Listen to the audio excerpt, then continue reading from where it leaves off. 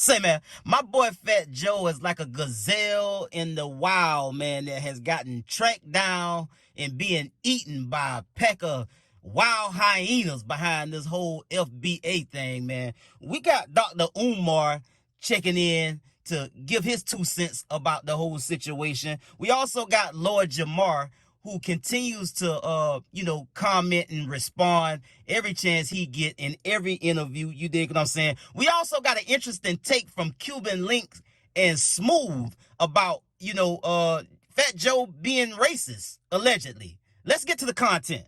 Live and direct from the city of brotherly love. I've been getting all kind of messages, inboxes, emails about the FBA ADOS versus Fat Joe situation. And today is the first day of Kwanzaa. Happy Kwanzaa to all my American Africans and Africans throughout the world. The first principle of Kwanzaa is umoja, unity. Umoja, unity. In the interest of unity, I am proposing that there be a public seminar, conference, and hearing on who exactly created hip-hop. From my understanding, hip-hop is exclusively an American African creation, although there has been Latino African contribution. From my understanding, hip-hop is an American African creation with Latino African contribution. I could be wrong on that. In fairness to the Latino African family, in fairness to the American African family, there needs to be a public discussion, a town hall meeting on this issue, because I don't want this to turn left. I don't want it to turn right. And I don't want the white American power structure to manipulate American Africans against Latino Africans. So what needs to happen? All the mothers and fathers of hip hop, everyone who believes that they are a mother or father of hip hop, everyone who claims to have been there at the foundation of hip hop need to be on a panel. I am volunteering Dr. Umar Tunde, the most relevant voice in the Black African world, not just in America, but the entire planet. I am volunteering to facilitate this conversation. There needs to be a conversation. There needs to be clarity. Too many people are not speaking up who know the truth because they don't want to offend people.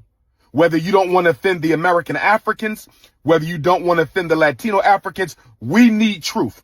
So I'm saying today on Thursday, December 26th, day one of Kwanzaa, the principle is umoja.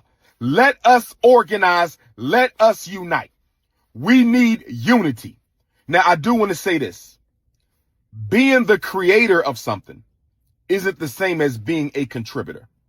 Dr. Umar Tunde is a serious contributor to the history and legacy of Pan-Africanism. I did not create Pan-Africanism. I am a serious contributor to the legacy of Black psychology, but I am not one of the founders of Black psychology. I am a serious contributor to the history and culture of Black oration and oratory and public speaking, but I am not one of the founding mothers or fathers of Black oratory and public speaking. So you can create something or you can be a contributor. The right, excellent, honorable Marcus Messiah Garvey is the greatest Pan-Africanist who ever lived. But he did not create Pan-Africanism. It predated the birth of even his parents. So again, we need to clarify. Were the Latinos there at the founding of hip-hop, or were they simply contributors to hip-hop? Because I'll be honest with you, Fat Joe, Nuri, a lot of Latino Africans, they got some break your back beats. I ain't gonna hold you. They definitely got some of the best beats of all time. I ain't gonna even hold you. Them Latinos with the beats, they got them beats. Okay, so they've made their contribution. That's undisputable, the Latino African contribution to hip hop. The question is, were any of the founding fathers of the art form Latino?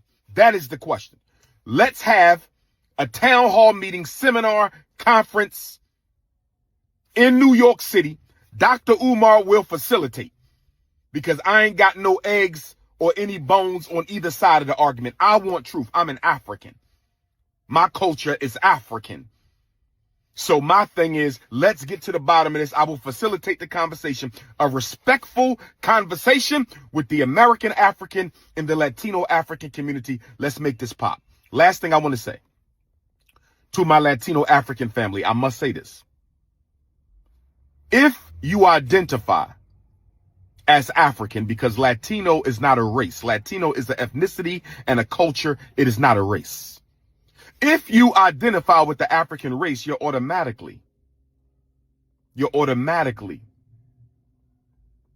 within the founding of hip hop, because you do not disassociate yourself from the African race. The big reason why this is even an argument, respectfully, to my Latino African family, is many of you do not accept your membership in the African race. You have an issue being considered a member of an African race. If you did not have that issue with identifying with your race, this would not even be a debate, because you would be African and there would be no were the Latinos there, because the Latinos are a branch of the African family. So if you identified as African, this is a non-argument. This is a non-discussion. Only because you want to section yourself out from the African race does this become an issue. But with that being said, I respect my Latino African family. Whether you identify as African or not, I respect my American African family, obviously. Okay, let's have the town hall. Let's do this Black History Month. Black History Month, town hall. Get LL, get KRS-One, get the Cold Crush brothers, get everybody who needs to be around that table. The Latino brothers who was there with the b-boying and the breakdancing, the spray paint. Get all between both of y'all, man. I mean, first of all, you know, his comment about FBA is kind of crazy, because FBA is the one that put him where he is today. So you have to understand that it wasn't the Puerto Rican community or any other community that embraced Fat Joe. Fat Joe came up in DITC, which consists of mainly foundational Black Americans, you know, and he was the only Puerto Rican member in the group. So it's kind of ironic for him to attack foundational Black Americans with his rhetoric. He sat there, you know, and as a white Puerto Rican, you know, he sat there and used the word nigga more than niggas used the word nigga. In a room full of niggas, and not a nigga said nothing. So they could suit them, and they're looking past the damage they're doing with their lives and the credit they're taking from other people, and really the damage they're doing, man, to the game. And it's been a way of life for them. So right now we can really see them in action, coming out and showing us this, like, how retarded do you sound, or how crazy are you all? Like me, I sit back and say this, but it's like, it's not far-fetched. It's not far-fetched. I see the temperature of the world. That's why I told you before, gangsters are the biggest snitches. Liars are the biggest truth tellers. Like, it's upside down. And it's not just in this music game, it's everywhere. Right. It's everywhere. So, you know, Joe is definitely a part of that. Spanish. So, you know, he would be on the movement of, you know, us Latinos got to make it. We got to do this. We got to do that. And I'm listening like, wow. Because this is, at the time, you know, it was a lot of brothers doing the music, and he was coming in throughout, you know, digging in the crates and all these other brothers that was putting him on. So I guess he felt like, damn, it's time for us to like take over. So I would listen to that, and I would take heed to like, okay, it's kind of like a little racist, but you know, it is what it is. It ain't nothing bad, but it's just like, I guess he was so pro Latino that he was really pumping that rhetoric at that time. You know, he was trying to take it to another level. Well, okay. Pun was the first one. Let me play devil's advocate. Okay, so was it racist, or was it just that like he was really proud and trying to put on the other side of it because there wasn't really any prominent, you know what I mean, that within the culture? I ain't going to downplay. I'm going to tell you straight up. He was on some like, the Moyo's been doing this for years. It's time for us to come in. You know what I'm saying? And that's basically how it was stated. And that's how I heard it. And I was just like, oh, okay, yeah, I get it. It's But pro. It's pro. It's pro. But at the same time, it was a little bit of shade there, you know, a little bit. but he got put on by black artists though. It's what I was thinking the whole time I'm hearing that. But I'm saying to myself, who am I? I'm just here just listening. I'm just taking in what he's saying. I'm taking in because I'm in a room full of black Latin brothers that are all in the music industry. You got to understand that too. I'm the only person there personally at the time that looked like I was. So I got in where I fit in, but here we go. That's the rhetoric that was pumped because he felt comfortable. He was in his own world at the time too. Like, you know, you're in a closed environment. You got your people that look up to you, and you got So some you people. can say what you really feel. Exactly. Now, off top, I'm going to say this. I rock with Fat Joe. I've been rocking with Fat Joe for years. I love Fat Joe as an artist. You dig what I'm saying? But when it comes to this FBA thing, man, and the argument that he's trying to make and the comments that he has made time and time again, I'm not rocking with that. I think he barking up the wrong tree with this whole topic. You dig what I'm saying? And I'm not gonna go into the history and the background. You done heard it already. But I'm just gonna give my opinion on this moving forward and about this content that you just seen. Now, in terms of Dr. Umar and what he said, I don't disagree with what he said. He trying to, you know, have everybody come together and, you know, have some type of conversation behind the issue and, you know, try to hash it all out, get to the bottom of it, whatever. That's cool. I don't have a problem with that. Also, Lord Jamar, everything that he's been saying about this the whole time, I hadn't had an issue with anything that Lord Jamar said either.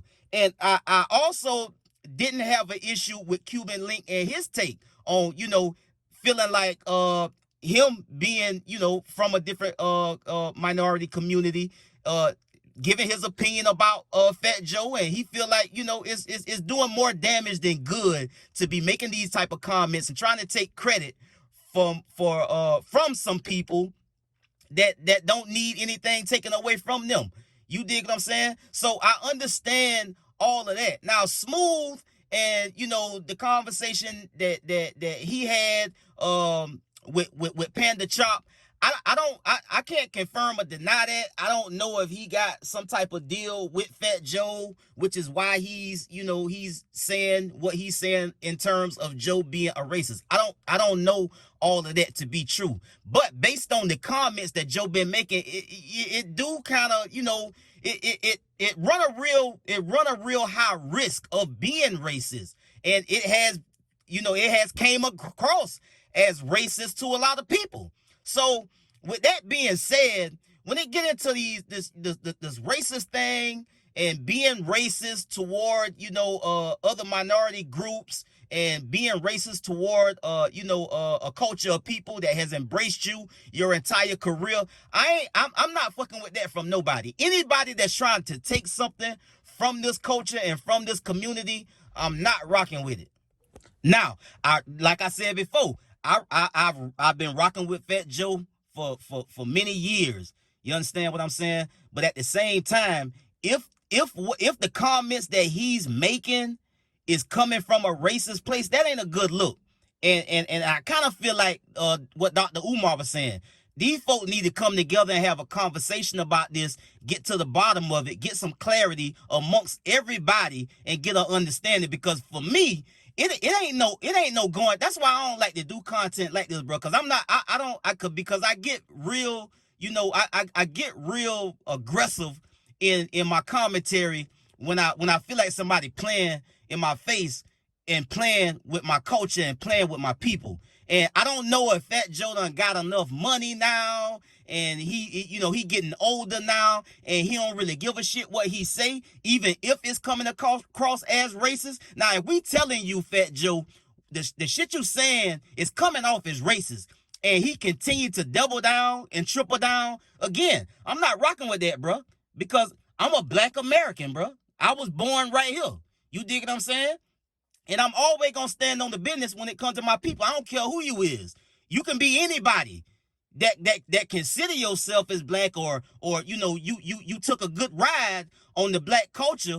and you found success and you got money and you got wealth and you got celebrity and you got power, you got all of this stuff, making a contribution and pouring into a culture that was already established.